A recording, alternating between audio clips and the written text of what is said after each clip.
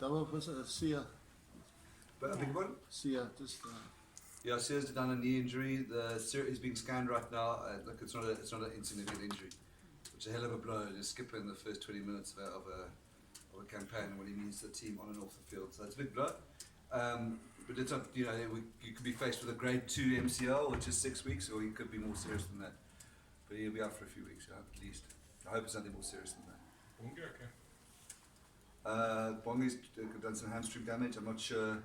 He's also being scanned, so I'm not sure of the thing, but I don't think they're in the mix for next week, obviously. Dobbo, obviously, I mean, what a great performance. I mean, it's not often that you look at a game like that and such a star-studded New Zealand team is almost likely to get nil. You guys were fantastic. I mean, you must be able to win with that performance. I heard that they gifted it to us. I didn't think that was the case at all. I felt that that entire second half where we only got one intercept try. If you were sitting in the coach's box, which is to the left, past the 10-yard line, the whole game, except for the 2 breakaways, was played on the left, and we just should Kitsy be the first guy to admit it. We butchered two or three lineouts in their 22. We dropped the ball, knocked it on, and the picking guy under their line. So I was pleased with our dominance. I'm not sure. Probably we took away as clinical, nearly as clinical as we liked. But it's great to see our maul going again. It's great to see the scrum plan work perfectly. We knew they'd put everything into defending those first scrums. We wore it there, and you can see that try that's in the bullet to Stevens try.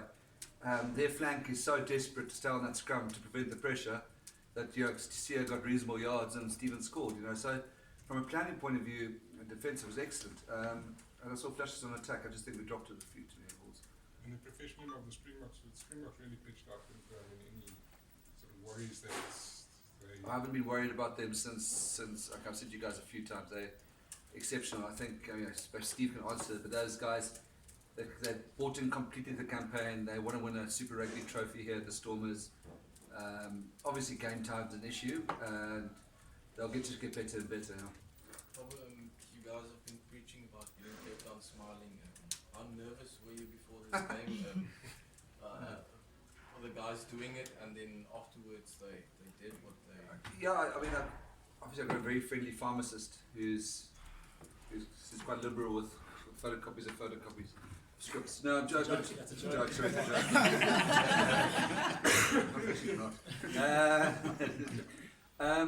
I felt quite a bit of pressure because I thought we'd done so much so well. We had the Springboks our last year at Newlands. We trained really well. It's a good vibe in the team. It seemed like things could only go wrong, if you know what I mean. Because I thought all our processes and the buy-in of the players and the way we're working was there. So it would just be a great. So that pressure of trying, you don't want to disappoint, rather. And I thought today was a seismic game for us to show that either it's another false dawn or we're in it. And I think hopefully we've answered that question.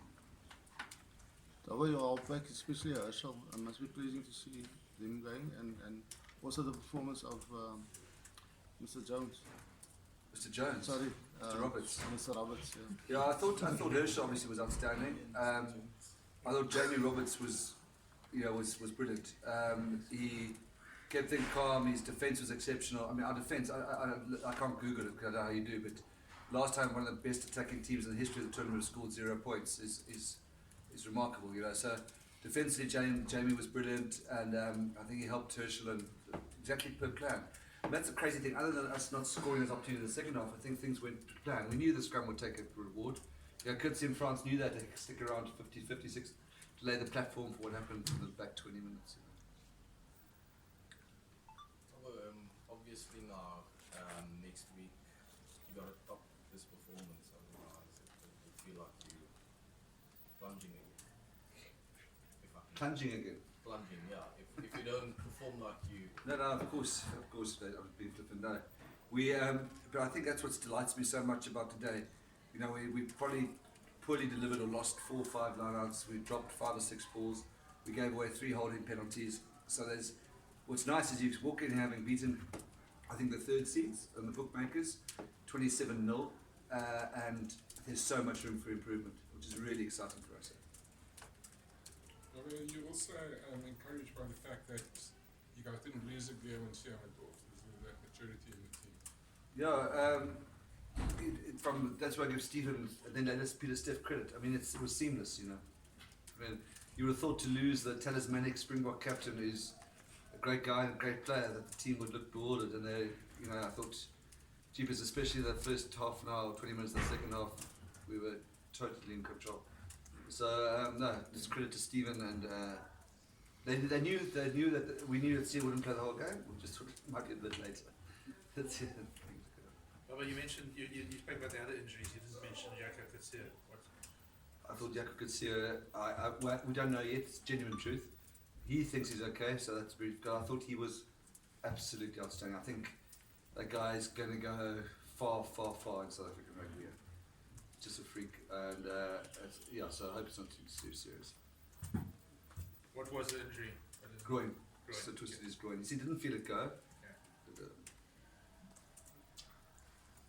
Stephen, just being in the middle, I mean, it felt really tense from where we were sitting.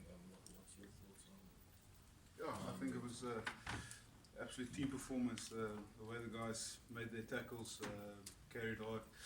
Dobby mentioned we made a couple of mistakes, but how we bounced back after that, putting them under pressure again, winning the ball back within a couple of phases, and putting the pressure back on them was exceptional. So first couple of minutes was tense. I think it was like a 3-minute ball in play. Hands were burning, and then after that, the guys just got into the grooves and started performing well. Maybe you can speak on this, but similar defensive pattern to what the Springboks played in the World Cup. You just completely shut the ball down from getting to the outside for most parts of the game. Yeah, definitely. I think a lot of credit to Norman and our outside backs for driving line speed and putting the passes under pressure. I think it actually worked out very well today. I think they made a couple of silly errors trying to go out the back and actually drop the ball. Rachel strike came like that, and I think the guys really pushed hard and put them under a lot of pressure. Stephen, I mean, you've played against New Zealand teams often. I mean, is this one of the most dominant performances that you've had against the team from New Zealand, if not the most? Yeah, it felt very dominant. I think as soon as we got our maul going and we got our scrums going, I think just the snowball effect of dominance just came through, and that just put us on the front foot when it came to our carries and defensive patterns. So it felt like a dominant performance, and we'll go back Monday, fix the smaller errors, and just try and keep building and get some consistency in our game.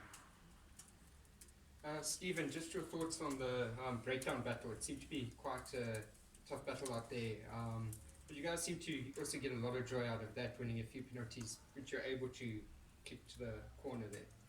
Yeah, we got a couple of guys who love sticking their head in the breakdown, being in the thick of things, and yeah, luckily we got a couple of rewards. I think Jaco blew the breakdown exceptionally well, and he actually allowed guys to go have a full contest at the breakdown.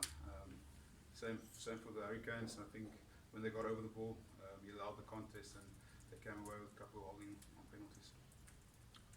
So it seems the new thing in rugby, what's working for South Africa, is the 6-2 split on the bench.